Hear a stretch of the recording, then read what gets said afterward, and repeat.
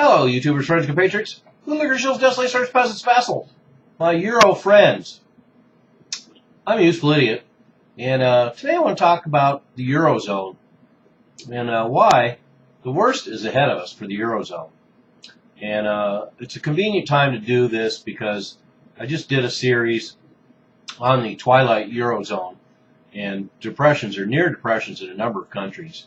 And all these countries have one thing in common: they're all kicking the can down the road, and they're all trying to hold things together long enough that some kind of economic miracle is going to happen that's going to float all boats. But with this global turn down, and coupled with the austerity that we've seen around the world, it doesn't look like a good feedback loop to me.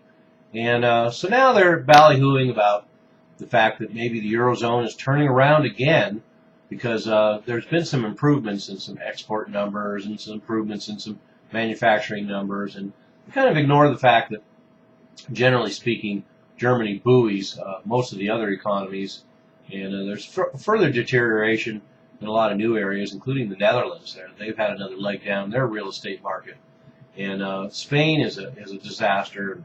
There's another bailout coming up, and all that, all the things I've discussed in the previous videos about the Eurozone. And it's just remarkable how year after year after year, they say they fixed the Eurozone, and then another catastrophe happens, and things continue to unravel. And austerity is certainly proven to float the numbers. So it's more smoke and mirrors, just like it is in the United States.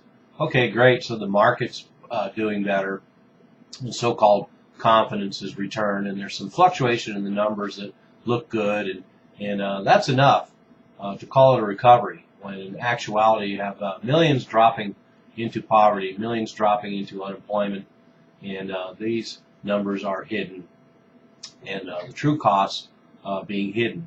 All the too big to fail banks and a lot of corporations are still doing great. Small businesses are getting crushed. Same story all over. But one of the main reasons why I want to talk about the fact that the worst is ahead for the Eurozone is because even when I do these videos and look at the numbers and suggest that a lot of these countries are in a depression and there's a Eurozone depression going on, the fact is there's a lot at stake, and there's a lot of powers at play, and there's a lot of secret agendas.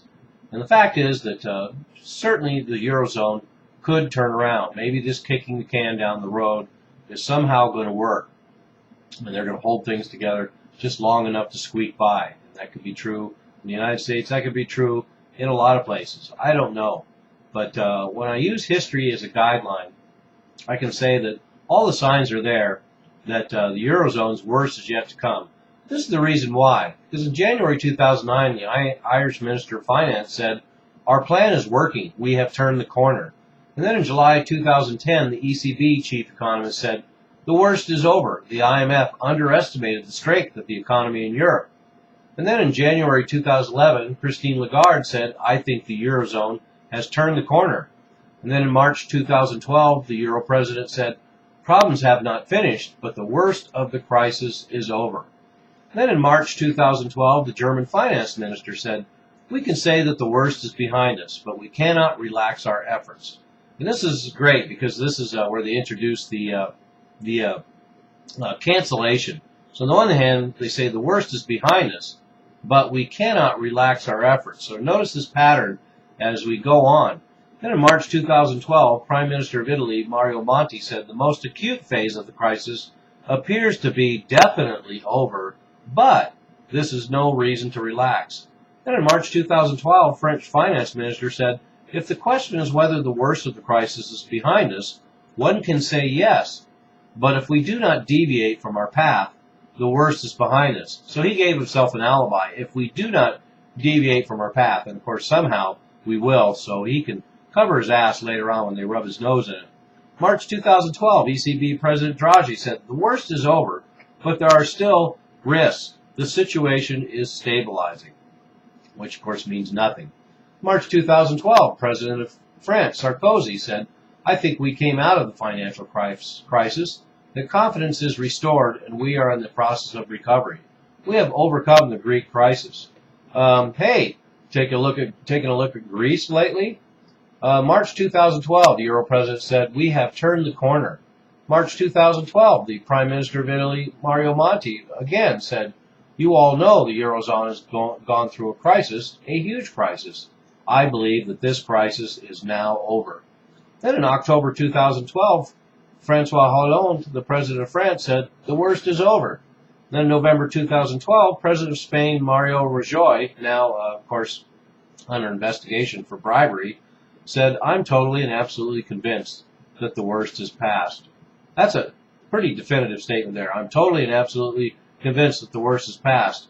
Then in December 2012, German finance minister said, "I believe the worst is past." And then in January 2013, Euro President Jose Barroso said, "I think we can say that the existential threat against the euro has essentially been overcome." So that's just a fancy way of saying, "I believe the worst is past." Then in January 2013, Euro President Van Rompuy said, "Firstly and most importantly, the worst is behind us, in particular the existential threat to the euro." So obviously he had been talking to Jose Barroso, talking about existential threats. Then in January 2013, Euro President Van Rompuy said, "The worst is now behind us, but not all is right, far from it." Then in January 2013, German finance minister said the euro is over the worst of the crisis. And then in January 2013 as well, President of the Eurogroup, Jean-Claude Juncker, said, "The worst is probably over, but we still have to do but what we still have to do is difficult."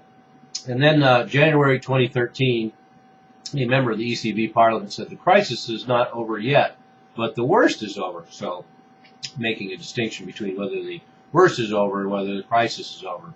So the worst is not over and the crisis is not over. And we got to listen to all these bureaucrats and all these blowhards basically just blow smoke up your ass, saying the worst is over. And so just by saying it makes it so.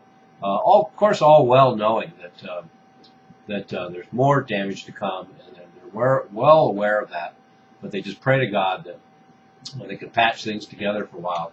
And then to confirm everything that all these clowns just said, that the worst is over, then we have this propaganda tabloid for the economic mucky-mucks, barons.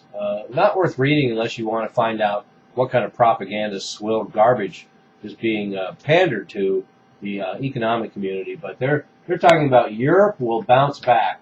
So there's your absolute confirmation that the worst is yet to come, and that Europe is not going to bounce back in spite of a recent spate of some seasonally good figures. This is how I kind of look at Europe. See here? See, here's the drain, and then they kind of circle around the drain. So all the countries in Europe are kind of circling the drain. So that's my analysis about the Eurozone, in spite of all these promises that the worst is over. I'm a useful idiot. Don't you be one too. And remember, if I agreed with you, then we'd both be wrong.